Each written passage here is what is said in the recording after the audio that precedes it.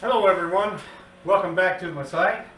Just as I promised, this is a follow-up video or the finishing of that work that I did on the Nissan 2004 3.5 liter engine that had the bad missing, just at running and idle, it ran terribly, and when you would put it in reverse or in drive, the car would practically die on you if it didn't die.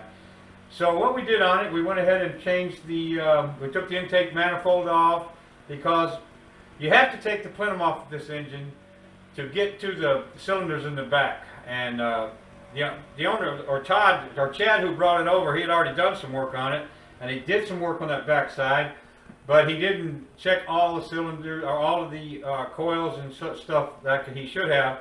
So let me just take you through that real quick, and then I'll start it and let you see what we did.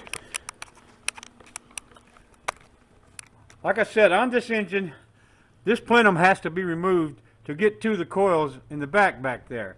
Now on the front, the coils are easy to get to. As you can see, they're all out here in the front, and you don't have to remove anything to get those off. But we went ahead and pulled those out so I could check them, make sure nothing was burned through.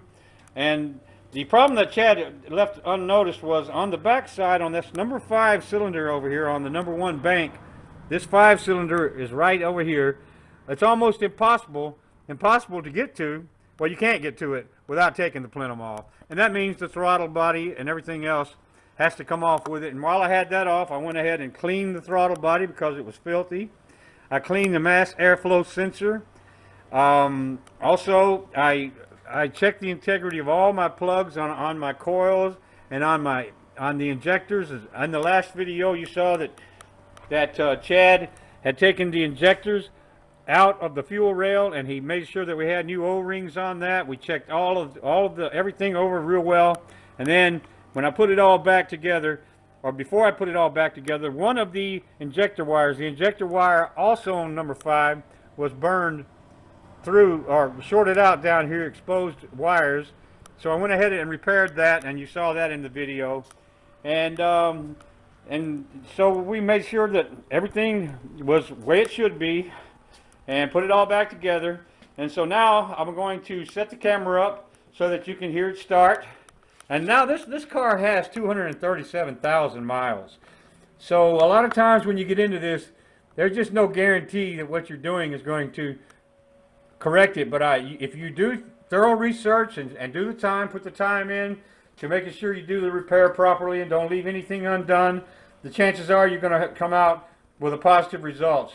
As far as the scan tool on the engine went, once I got through, the long-term fuel trim went from 9.56, which it had set itself to, down to 0 on both banks, and the short term was within the 4 to 5, the 5 plus or minus range.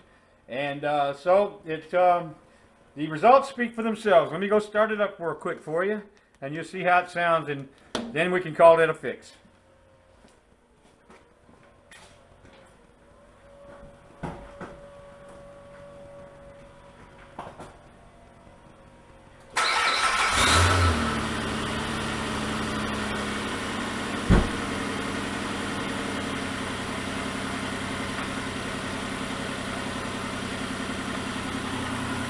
Okay, I'm sure you can hear that, and the engine for 237,000 miles, purring along pretty good. Now this is one of those cars that's called drive-by-wire. That means that there's no throttle, way to adjust the throttle from the outside out here. That all has to be done from the inside.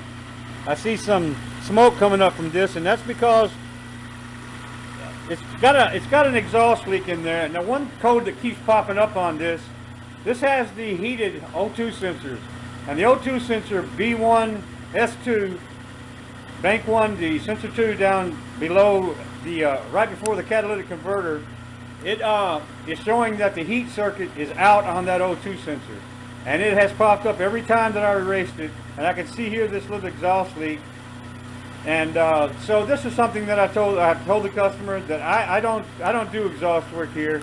So that they can take it to a guy that I send most of the exhaust work to, and he can take care of that and clear that up for them. And you know, when you have a car that has this many miles on it, and even though it has 237,000 miles, the car is still very clean looking on the outside.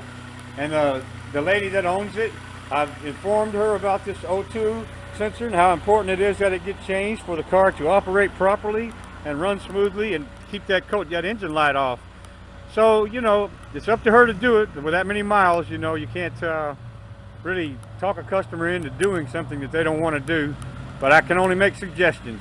If I was going to put as much money into it as they have, and with it looking as good as it still does, that's exactly what I would do. I would take it in and get that O2 sensor put on there, and then the car would be in perfect condition, or as well as it can be at 237,000 miles.